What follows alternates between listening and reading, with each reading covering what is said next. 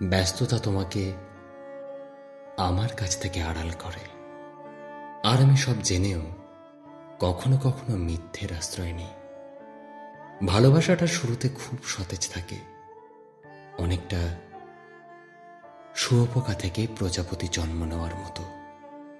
বড় হওয়ার সাথে সাথে খোলস ছেড়ে যায়। ভালোবাসাও ঠিক তেমনি, আস্তে আস্তে তিতো বিরক্ত হতে হতে একসময় পাহাড় সম অভিমান জমা হয়। কিন্তু মানুষ মন থেকে ভালোবাসা পেতে চাইলেও বাইরে দেখায় নিজেকে ঠিক প্রমাণ করার ব্যস্ততা। আর সে ব্যস্ততা থেকে দেখো, আজ তোমাকে হারাতে বসেছি নীরবে।